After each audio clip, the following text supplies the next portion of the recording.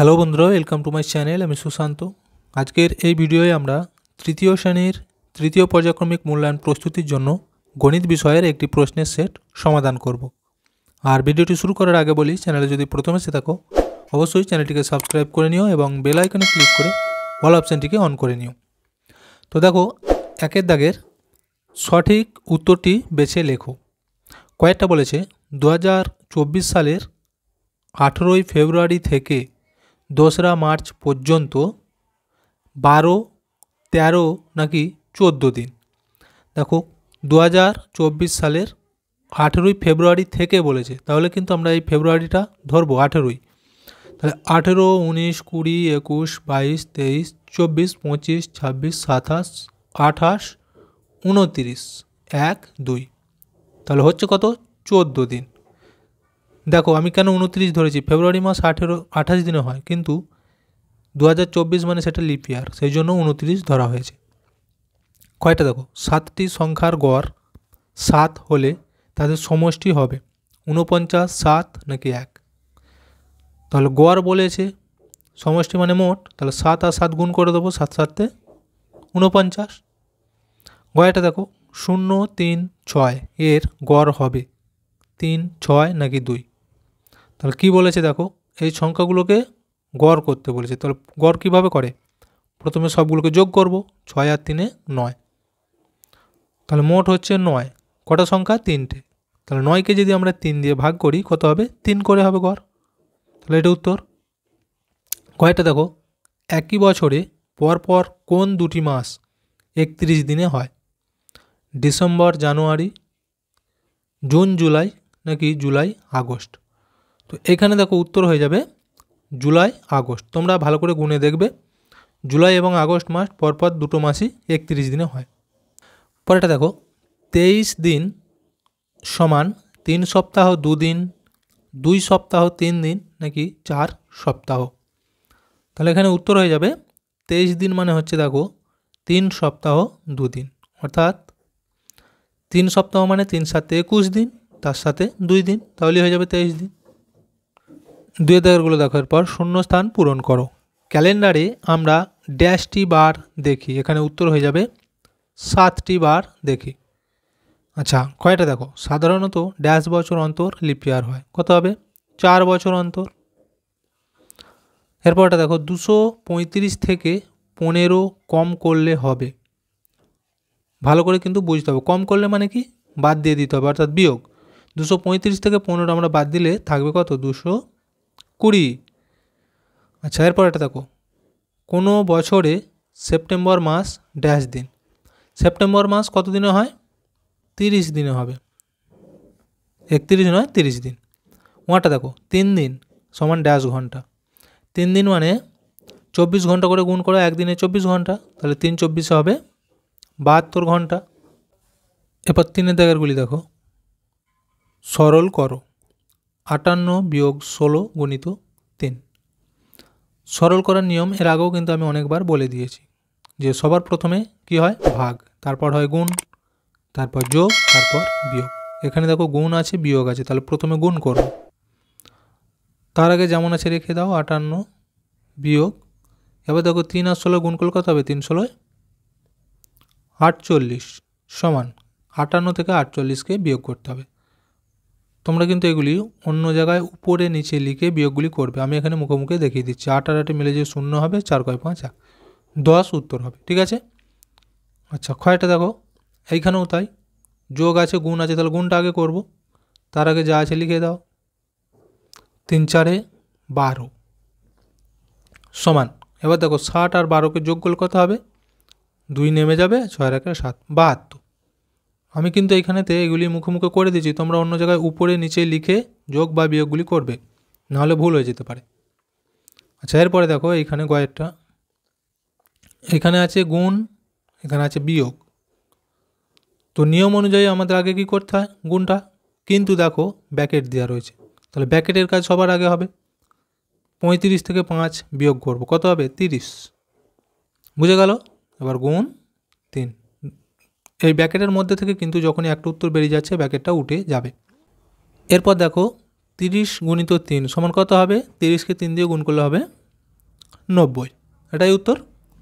আচ্ছা এইখানে দেখো, এইখানেও তাই, ভাগ দেওয়া রয়েছে সবই, কিন্তু দেখো এখানে ব্র্যাকেট আছে, তাহলে এই ব্র্যাকেটের ভিতরের ভাগটা আগে করব, তারপর বাইরেরটা করব। এখানে যেমন 16 আছে রেখে দাও, ভাগ, দেখো 4কে আমরা 2 দিয়ে ভাগ করলে উত্তর হবে 2। এখানেও তাই, দুটোর মধ্যে থেকে একটা উত্তর এসে গেছে, ব্র্যাকেটটা উঠে যাবে, সমান। এবার দেখো এই 16কে আমরা যদি 2 দিয়ে ভাগ করি উত্তর হবে 8, 8 দুগুণে 16 হয়।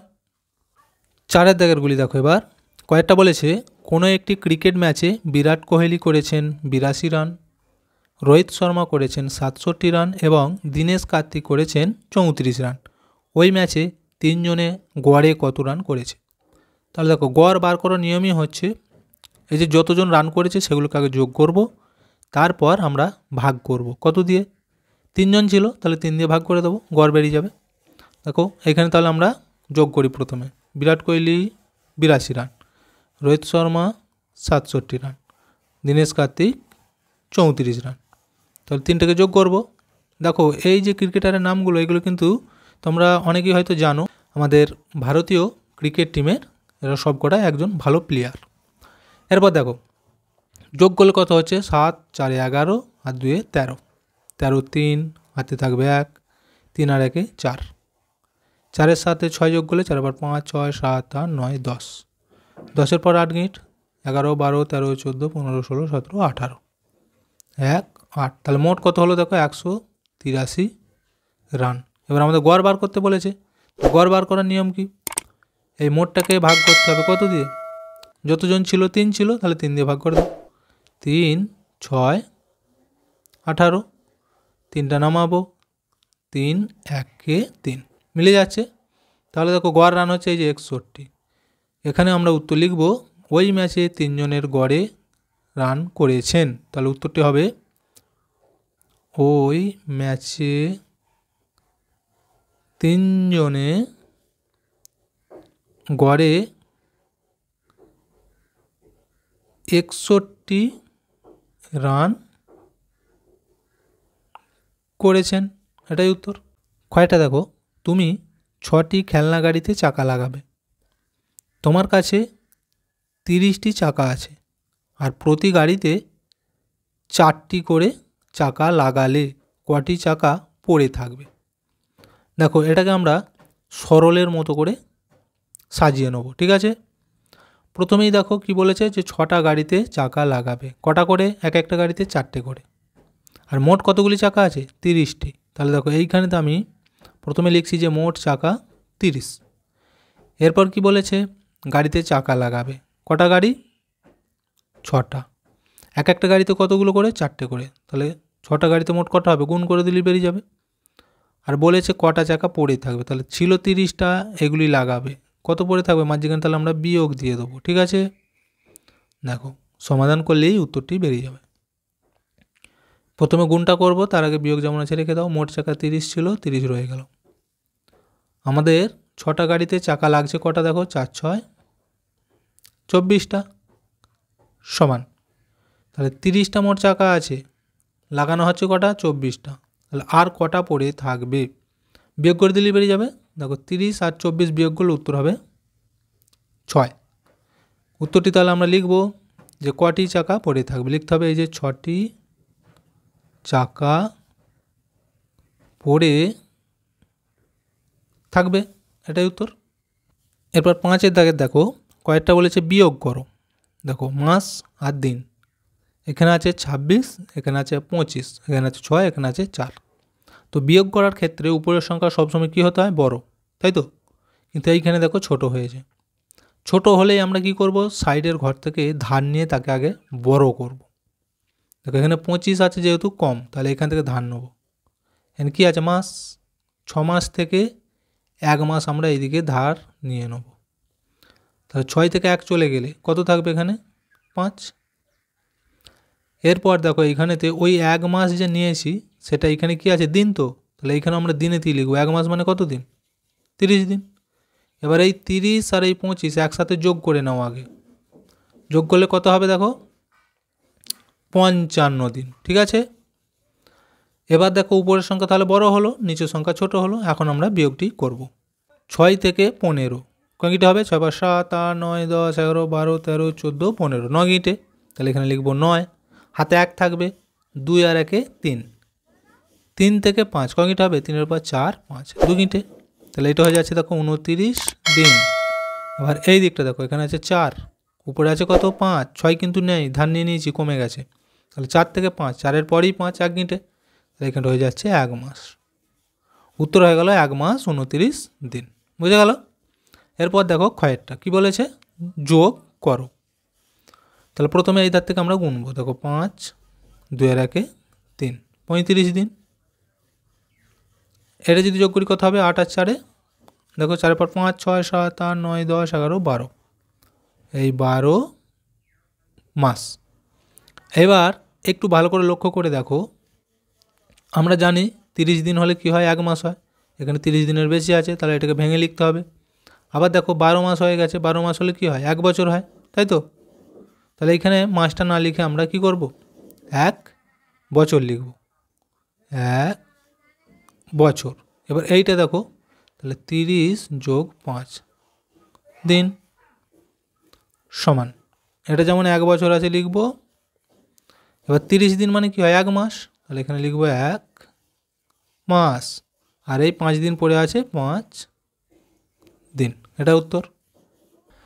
6-এর দাগেরটা দেখো। এবার তুমি দোকান থেকে 4 বাক্স সন্দেশ কিনলে, প্রতি বাক্সে 5টি করে সন্দেশ আছে। সেখান থেকে অর্ধেক সন্দেশ ভাইকে দিলে, এখন তোমার কাছে কতগুলি সন্দেশ রইল? দেখো এইটাকেও আমরা সরল আকারে সাজিয়ে নেব। কি বলেছে? 4 বাক্স সন্দেশ কিনেছে, তাহলে 4 লিখে দাও। আবার বলেছে তো প্রতি বাক্সে 5টা করে আছে, তাহলে একটা বাক্সে যদি 5টা করে হয়, তাহলে 4 বাক্স মিলে মোট কতগুলো হবে সন্দেশ? তাহলে কী করবো? আমরা গুণ করে দিলেই বেরিয়ে যাবে, 4 গুণিত 5 হলো। আবার বলেছে দেখো যে এখান থেকে অর্ধেক সন্দেশ ভাইকে দিল, তাহলে এখান থেকে অর্ধেক বলেছে মানে বিয়োগ দেবো, কমে যাচ্ছে মানে। তাহলে এখানে মোট কত বেরোচ্ছে? 4 5 20। তাহলে 20টা সন্দেশ থেকে অর্ধেক মানে কত হবে? 10। তাহলে 10টা ভাইকে দিয়ে দিচ্ছে, 10 এখানে বিয়োগ দিয়ে দাও। সমাধান করলেই উত্তরটি বেরিয়ে যাবে যে কতগুলি সন্দেশ আর রইল। দেখো গুণটা করবো, 4 5 20 বিয়োগ 10। 20 থেকে 10কে বাদ দিলে হবে 10। তাহলে তোমার কাছে কতগুলি সন্দেশ রইল? উত্তর হয়ে যাবে আমার কাছে 10টি সন্দেশ রইল। বা তোমরা সরলের আকারে যদি সাজাতে না পারো, প্রথমে মোট সন্দেশ বার করবে, 4 আর 5 উপর নিচে লিখে গুণ করবে এইভাবে। উত্তর হয়ে যাবে কত? 20। এর অর্ধেক বলেছে, অর্ধেক মানে 2 দিয়ে ভাগ করলে অর্ধেক বেরোবে, তাহলে 10। তারপর 10টা বাদ দেবো, 20 থেকে 10কে এইভাবে বিয়োগ করবে, তাহলে উত্তর 10 বেরোবে। বুঝে গেল? তো ভিডিওটা এখানেই শেষ করছি। ভিডিওটি যদি ভালো লাগে অবশ্যই একটা লাইক দিয়ে দিও এবং শেয়ার করে বন্ধুদেরকেও দেখার সুযোগ করে দিও।